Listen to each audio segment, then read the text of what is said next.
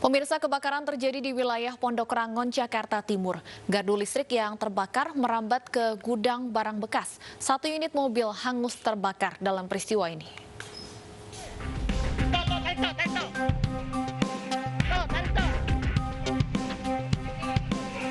Kobaran api membakar gudang barang bekas yang berada di Jalan Pangkalan, Pondok Rangon, Cipayung, Jakarta Timur, Senin tengah malam.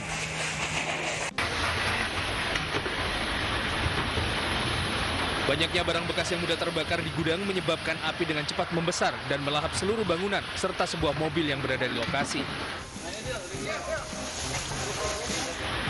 Petugas kesulitan menjinakkan api karena sulitnya akses ke sumber air terdekat.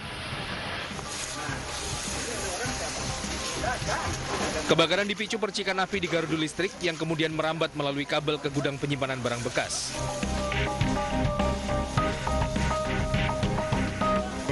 Kalau kronologis tadi informasi awal itu yang terbakar adalah gardu listrik ya.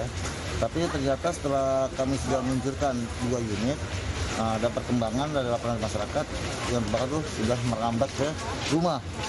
Nah, sehingga warga itu melihat dari belakang api sudah mulai besar. Api baru bisa dipadamkan 1 jam kemudian setelah petugas menerjunkan belasan mobil pemadam. Tidak ada korban jiwa dalam peristiwa kebakaran ini, namun kerugian material ditaksir mencapai ratusan juta rupiah. Dari Jakarta, Rio Manik, iNews melaporkan. Polisi berhasil meringkus pelaku tawuran di kawasan Manggarai, Jakarta Selatan. Sejumlah warga yang diduga ikut dalam tawuran diamankan petugas. Jadi kalau baik-baik, kita akan baik-baik. Kalau nggak baik-baik, ya. Tapi jangan dibawa, Pak. Inilah aksi sejumlah warga yang meminta polisi tidak membawa anggota keluarga mereka yang diduga terlibat dalam tawuran antar kelompok warga di kawasan Manggarai, Jakarta Selatan, Senin petang. Namun polisi bergeming dan terus menyisir serta mendatangi rumah warga untuk mencari pelaku tawuran di kawasan Manggarai, Jakarta Selatan. Sempat terjadi perdebatan antara polisi dan warga yang berusaha menutup-nutupi pelaku tawuran.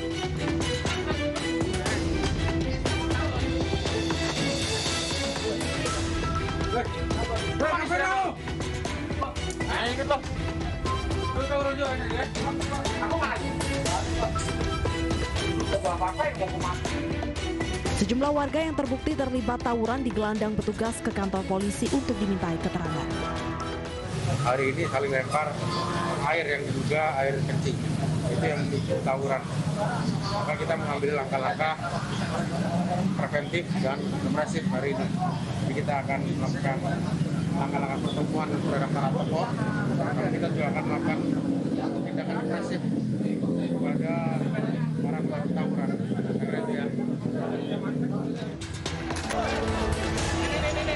Dari Jakarta, Dan Helmi Sanjangbati, iNews melaporkan.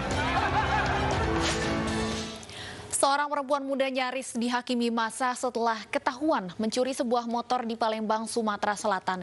Pelaku berhasil dikenali pemilik motor ketika kembali ke lokasi pencurian. Nah, maling motor, Min. Hati-hati, Min. Betino nih, Min. Modus, Min. Buka masker. Buka,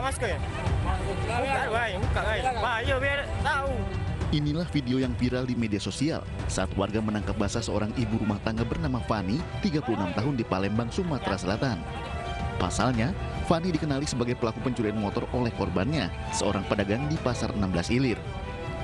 Pelaku nyaris dihakimi massa, namun berhasil dicegah polisi yang tiba di lokasi. Saat diperiksa, pelaku mengakui awalnya tidak berniat mencuri, namun tergoda melihat ada motor yang kuncinya tertinggal. Motor itu lekat, Pak. Nah, saya itu.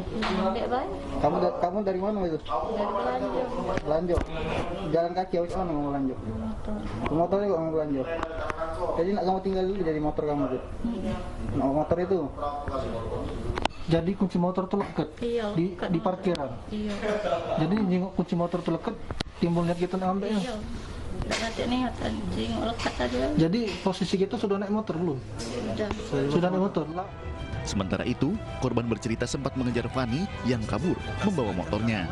Namun tak berapa lama kemudian, korban kembali bertemu pelaku yang hendak mengambil motor pelaku di lokasi parkir. Setengah jam datang lagi cewek itu yang ngambil.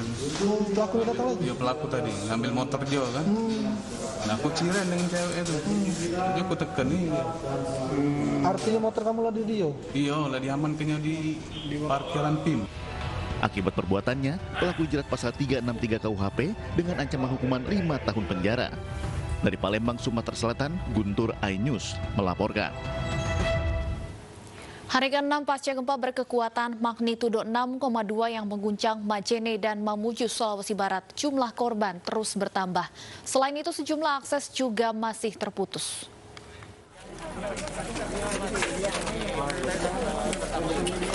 Hingga hari ini Badan SAR Nasional Mamuju masih terus mencari korban gempa yang diduga masih tertimbun reruntuhan bangunan. Meski tidak ada lagi laporan baru terkait korban hilang, pencarian akan tetap dilakukan hingga 7 hari pasca gempa. Hingga hari ke-6 ini tercatat sebanyak 84 korban meninggal dunia, 11 korban di Kabupaten Majene dan 73 korban di Kabupaten Mamuju. Sementara untuk korban luka berat tercatat sebanyak 253 orang. Untuk luka ringan tercatat 679 orang. Jumlah pengungsi saat ini sebanyak 19.435 orang, sementara warga terdampak berjumlah 20.448 orang.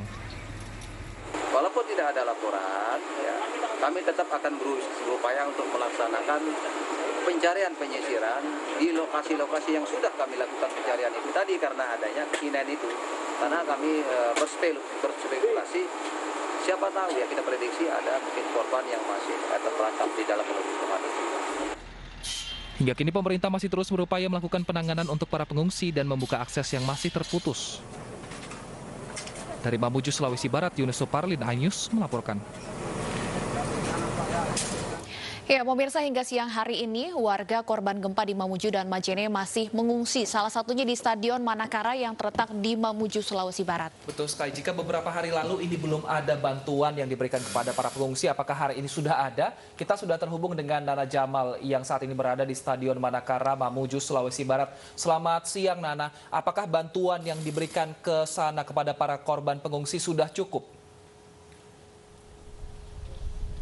Iya, Wilson dan juga Stefani di lokasi pengungsian di lapangan Stadion Manakara, Kabupaten Mamuju, Sulawesi Barat ini memang bantuannya sudah ada sejak hari H+1 bencana terjadi di Kabupaten Mamuju, Sulawesi Barat ini. Namun memang yang menjadi masalah atau yang dikeluhkan oleh warga pengungsi ialah kurang baiknya ataupun kurang lancarnya pembagian ataupun distribusi bantuan kepada para warga, sehingga kadang-kadang warga pengungsi yang ada di lokasi ini pun juga terpaksa harus berebutan dengan warga pengungsi lainnya.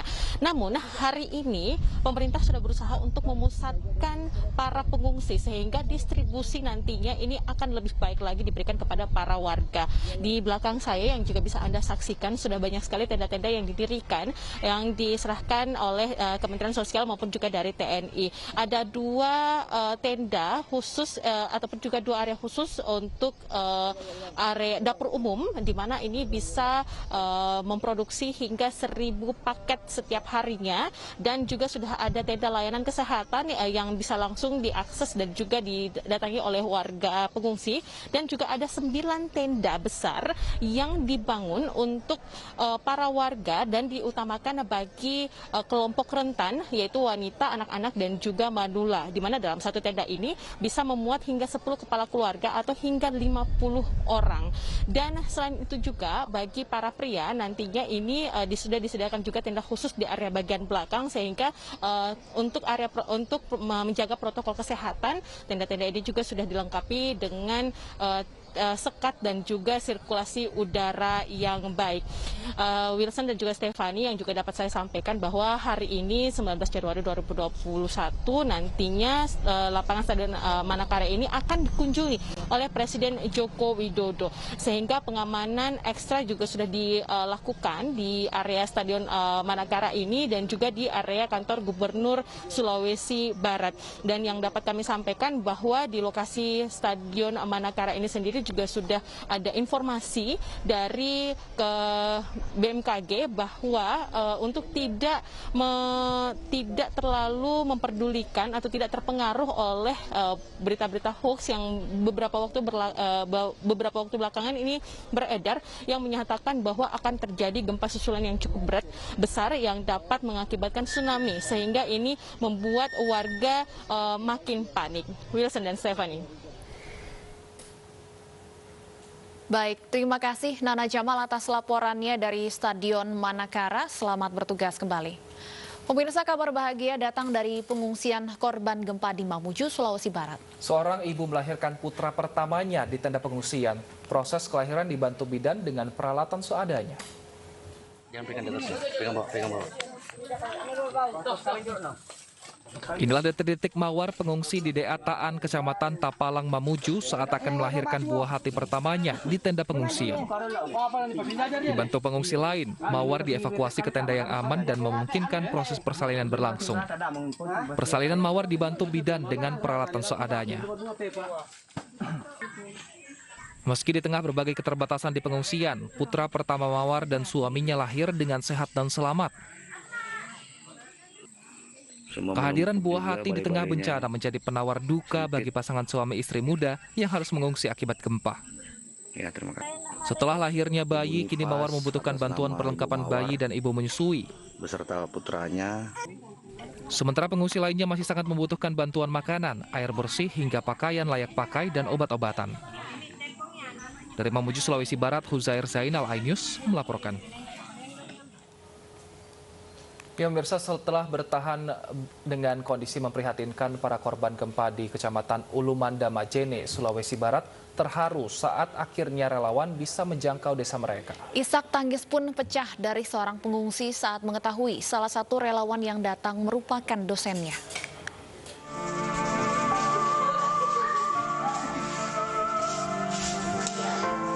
Setelah berjuang menempuh perjalanan selama 2 hari lamanya, relawan kemanusiaan dari Fakultas Teknologi Industri UMI Makassar tiba di Desa Kabiraan, Kecamatan Ulumanda, Majene, Sulawesi Barat.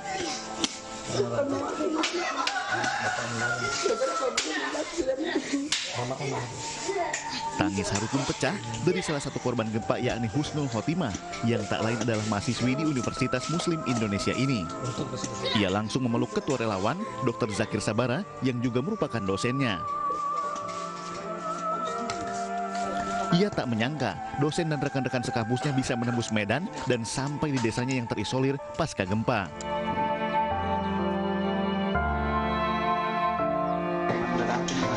Ini mahasiswa saya, namanya Husnul Khotimah, penduduk asli di Kabiraan. Kita dapat di sini, kita baru tahu juga kalau dia di sini dan rumahnya hancur karena gempa. Sekarang lagi kita teman-teman relawan bikinkan. Selain Husnul Khotimah, terdapat puluhan warga yang saat ini bertahan di SMP Kabiraan. Mereka tak bisa kemana-mana karena desa ini tertutup longsor besar.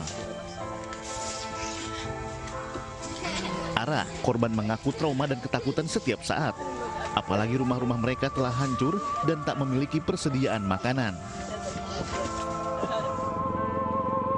Kecamatan Ulumanda sendiri merupakan wilayah yang menjadi pusat gempa berkekuatan magnitudo 6,2 yang meluluh lantakan Mamuju dan Majene.